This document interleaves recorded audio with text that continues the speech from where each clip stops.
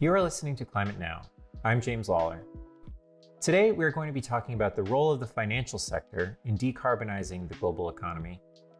The Banking on Climate Chaos 2022 report found that since the Paris Agreement, the world's 60 largest private banks financed fossil fuels with $4.6 trillion US dollars, $742 billion in 2021 alone. Despite the fact that wind and solar are on average cheaper than fossil fuels, and according to our recent podcast guest, Doan Farmer, fossil fuels could be totally priced out of the market in 25 years, major global banks increased their fossil fuel financing from 2020 to 2021. Limiting global warming to 1.5 degrees Celsius will require a 30% increase in energy transition investments over what is currently planned. So how do we get more financial investment into the energy transition? Joining us today is Marilyn Waite, Managing Director of the Climate Finance Fund, an organization whose mission is to answer that question. Marilyn, thank you so much for joining us. Thank you. It's great to be here. I'd love to start by learning about how you got to where you are today in your career and what kind of work you do with the Climate Finance Fund. So I studied civil and environmental engineering, and my first job was in Madagascar working on water resources.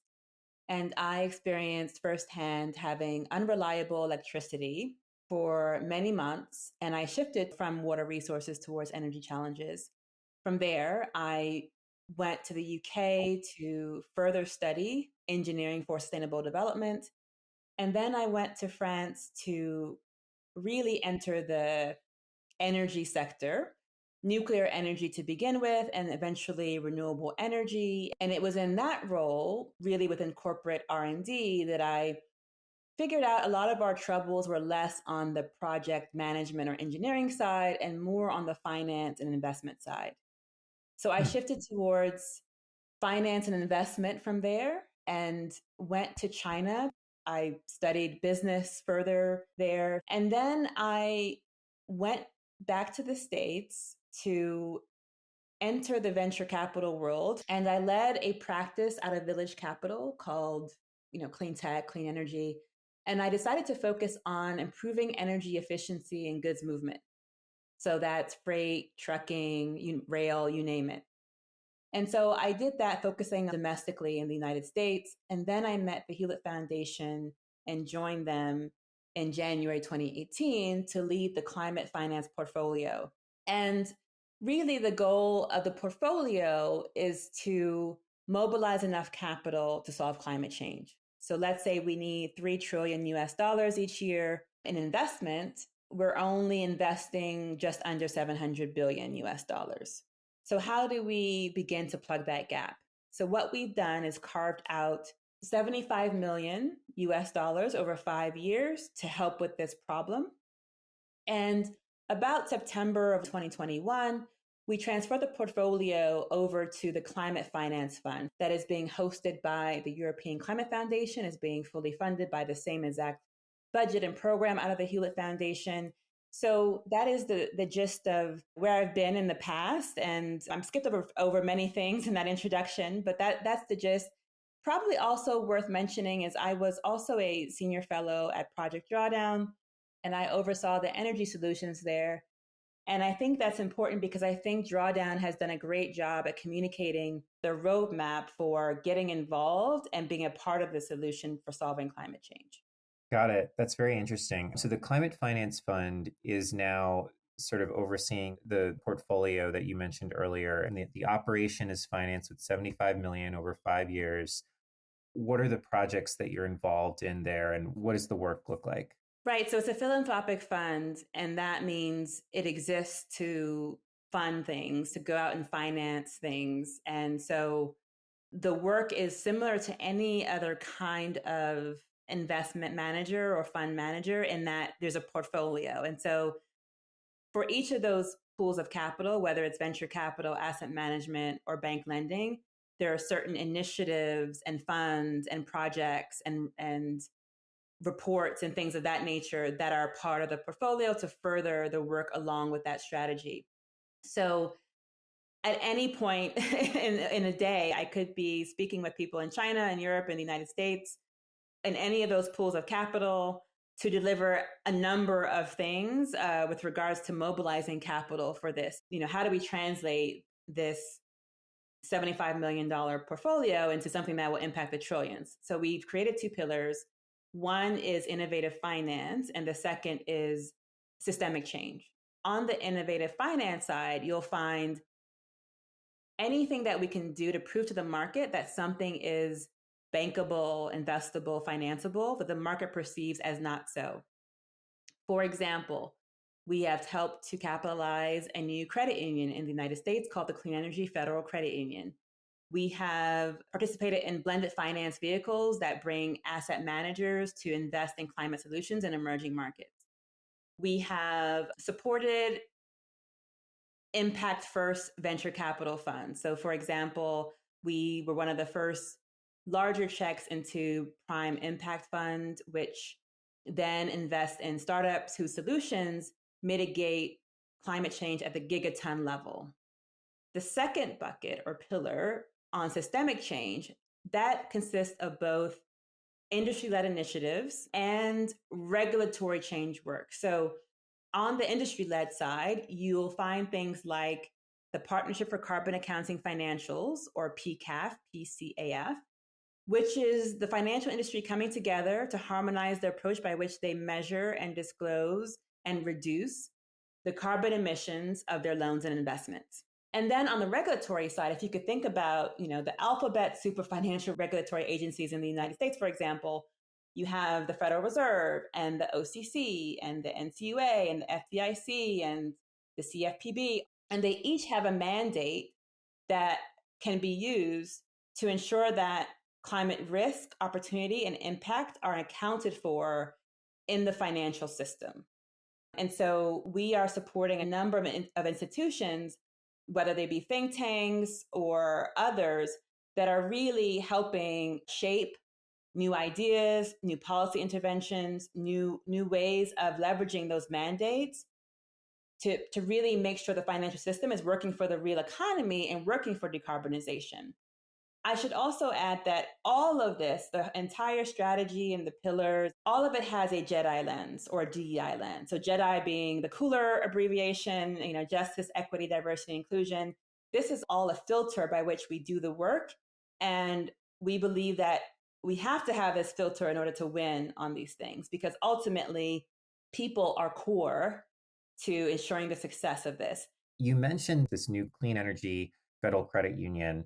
And I'm wondering if you could talk about that. What is that federal credit union? What does it exist to do? How does it work? Sure. The Clean Energy Credit Union is federally chartered, which means anyone can bank with them no matter where they live in the United States. They are a full service credit union, which means they providing banking services, your typical checking and savings and IRAs and CDs and all of these products for the average consumer. And they're thematic. So all of their loans are around the clean energy economy. So they have the most affordable rates for electric vehicles, ground source heat pumps, solar panels, weatherization upgrades. You name it, they have a whole catalog of interventions, products, and loans that are really catered towards decarbonization at that local level, whether it be residential or small business or community level. So they are not only doing this lending themselves, they're also teaching the credit union ecosystem how to add this new asset class called clean energy to the loan book. So there are over 5,000 credit unions in the United States, and they tend to be one of the most trusted types of financial institutions there are. And what makes them so powerful and important is because they're often locally embedded, right? They are doing what we might call bread and butter lending that is absolutely critical for decarbonizing the economy and doing it in a way that is socially just. And so if you are a credit union, in the ecosystem, and let's just say you were previously heavily involved in taxi medallions. And of course, that's an industry that's been disrupted through ride sharing services. And that's a risky part of your portfolio if you're a credit union now. And so now you're thinking, okay, how do I diversify and remain healthy as a financial institution? Well, here comes this new thing called clean energy that is attractive in many ways.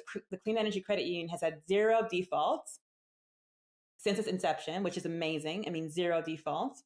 And we find there are these high quality loans that are available. And so what a credit union can do is buy a loan participation from Clean Energy Credit Union, start to become more familiar with the asset class, and then start the origination themselves. So it's really an on-ramp to scaling clean energy finance.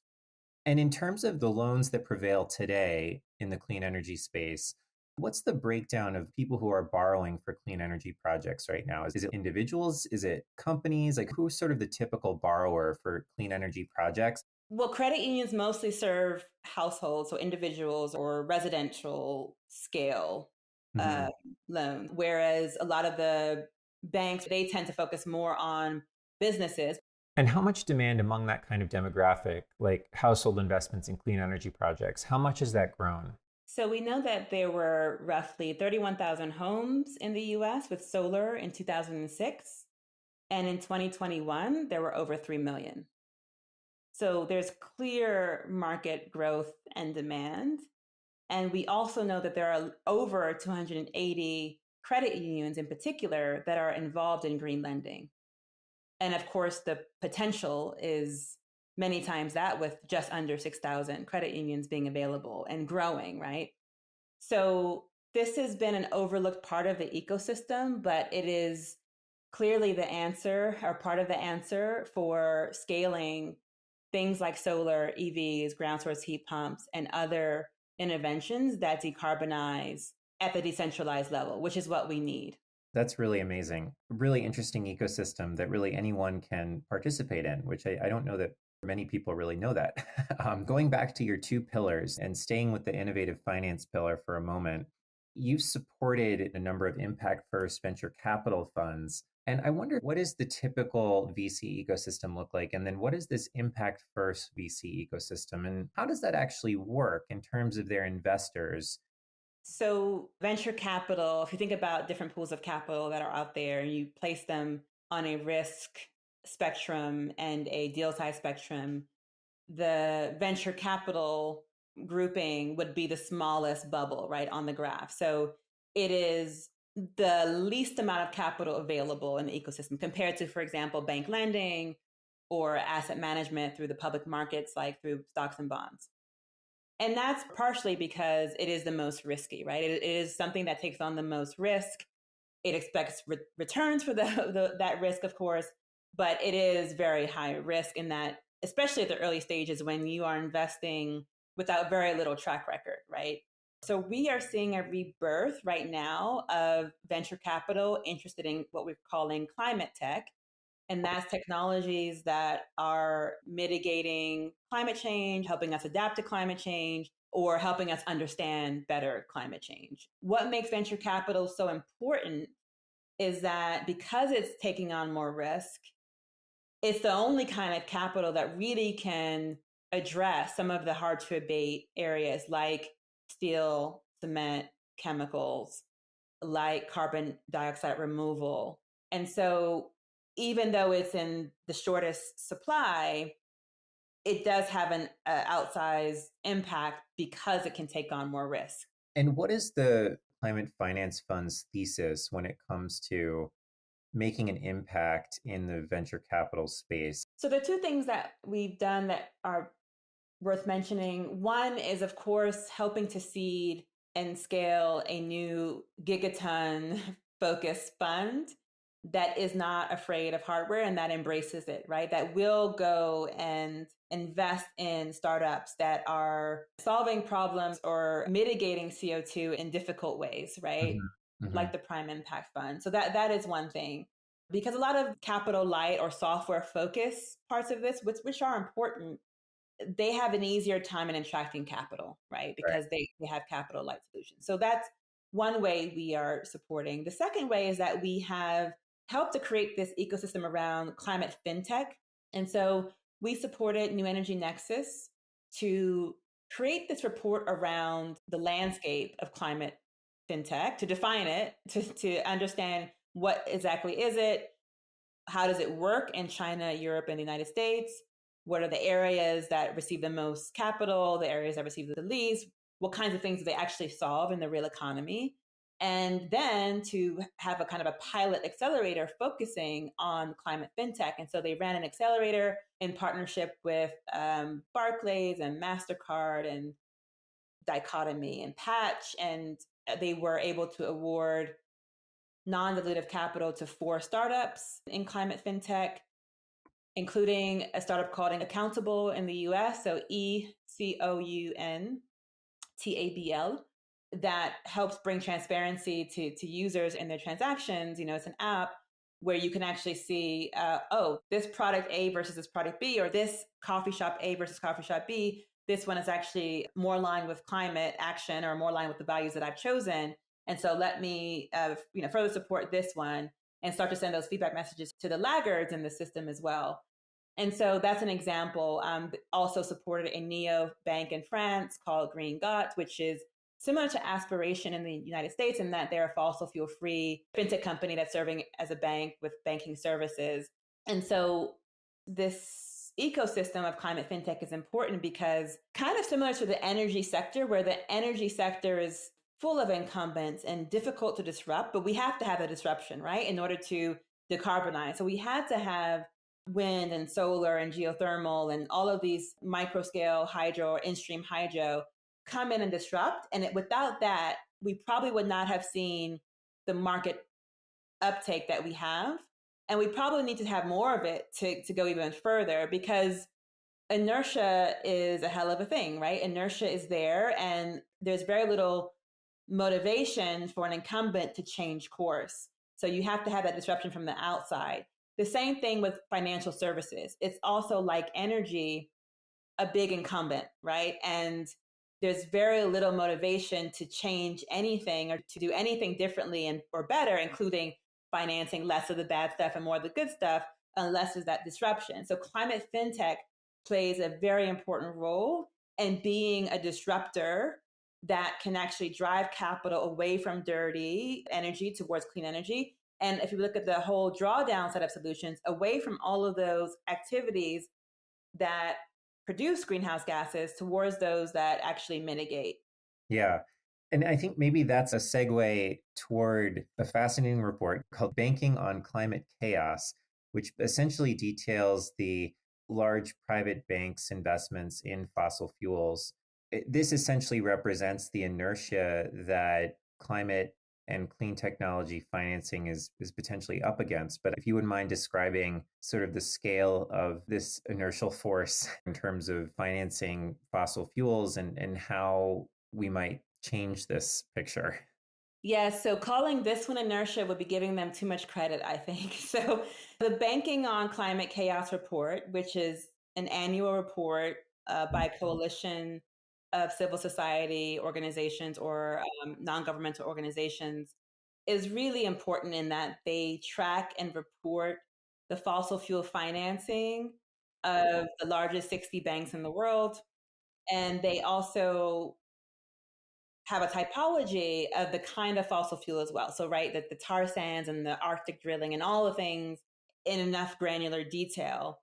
And what we found over the many years that they've been tracking is that consistently, the worst banks in the world when it comes to financing the climate crisis, the top 4 are all US retail banks. So that means these banks are serving the everyday person, and they are JP Morgan Chase, Citi, Wells Fargo, and Bank of America. Collectively, there has been 4.6 trillion US dollars financed by the global banks into fossil fuels since the Paris Agreement was signed. And what makes the analysis particularly troublesome is that it's not just inertia, it's not just financing the continual operations of existing infrastructure. There has been concrete expansion. So these financiers are actually helping expand fossil fuels in ways that go way beyond just maintaining the status quo, right? And so we have also supported the creation of the bankforgood.org platform. If you go to bankforgood.org, if you're in the United States, you will find a list of fossil fuel free, climate friendly banks and credit unions. And you can filter by all kinds of preferences. And that is one way of saying, okay, there is all of this destructive finance, right? And there's an opportunity for us all as people and as institutions to choose those banks that are not financing the climate crisis. That's really very interesting. And we'll make the link to the Banking on Climate Chaos report available, as well as the bankforgood.org website. So just moving to the other pillar of your work, there's so much that you do. I mean, we only covered one pillar so far, the system change side. You mentioned that some of your work has focused on supporting the Partnership for Carbon Accounting Financials, developing more standardized methodologies for carbon reporting. What is the current state of affairs when it comes to carbon accounting? And what is the progress that is currently underway to improve that? Yes. So the Partnership for Carbon Accounting Financials, PCAF, now has over 240 banks and asset managers that represent over $60 trillion of assets, measuring, disclosing, and reducing their financed emissions via this methodology. And we have seen uptake by a number of important other initiatives and by regulation. So the TCFD, which is a task force on climate-related financial disclosures, they have called on PCAF as a standard in their metrics recommendations for how do the banks and the asset managers and so on actually count the carbon, right? And so it's been an important ecosystem change maker that way. The European Banking Authority, or the EBA, they have used this to require all of the banks in Europe to measure and disclose their financed emissions via this method by 2024. The SEC recently issued a draft climate disclosure rule, and we expect that in order to fulfill those disclosure obligations, a lot of financial institutions will be using the PCAF methodology. So that is an example of something that, started off industry-led, is industry-led in many ways, and is having an impact way beyond just kind of being a voluntary method to measure, disclose, and reduce financed emissions. It's also worth mentioning that when we supported bringing this to the US it started in the Netherlands. So bringing it out of the Netherlands into the US and globally, we actually started with the banks and credit unions that are sustainable and have ESG in their DNA. Mm-hmm. Didn't start with the big laggards. We started with Clearwater Credit Union. We started with Self-Help Credit Union, Amalgamated Bank, like those that are actually interested and aligned with having the strongest, most robust, most impactful methodology and standard, as opposed to those who might be more interested in having something that's very watered down. The traditional method has been, you just get a big player to sign up and then you're done. Like then everyone else will follow. What that has meant though, especially in this space in the past, is that what ends up being produced is not very impactful. And therefore we did the opposite, right? We were more concerned about the integrity of the method and what was being required than of having, a shortcut way to scale. And I think that's an important lesson that I would love to share with anyone that's working on systems change, anyone in the philanthropic community, because really, I think there's been an enormous bias to our detriment over the big fancy thing, as opposed to the grassroots, bottom up, go with who's dedicated in the beginning and then scale that way approach. That's such a great story. This idea that this standard, the PCAF standard, was developed in a more sort of grassroots way in partnership with folks who really cared about rigor, outcome, as opposed to, developing something top down that's more watered down and not as stringent, is a really very interesting approach. So thanks for highlighting that. And it seems as though this standard applies across all different financial activity, from commercial real estate, mortgage, different types of loans, project finance.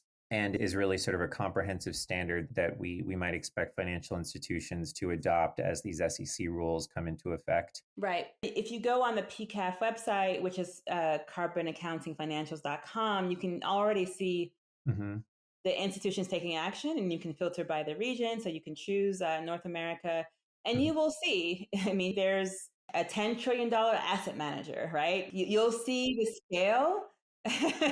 You'll see regional banks, you'll see smaller credit unions. This is super inclusive. What's also really fascinating about this website is that you can filter by the date of first disclosure and see how these standards are taking effect. There were basically 3 institutions in 2018 that disclosed for the first time, and it doesn't look like there was much disclosure before that. And now we're only through about the first half of 2022, and this year you have 20 disclosures already. As of the date of recording of this episode, which is most of the way through the first quarter of 2022, you have about 20 disclosures already.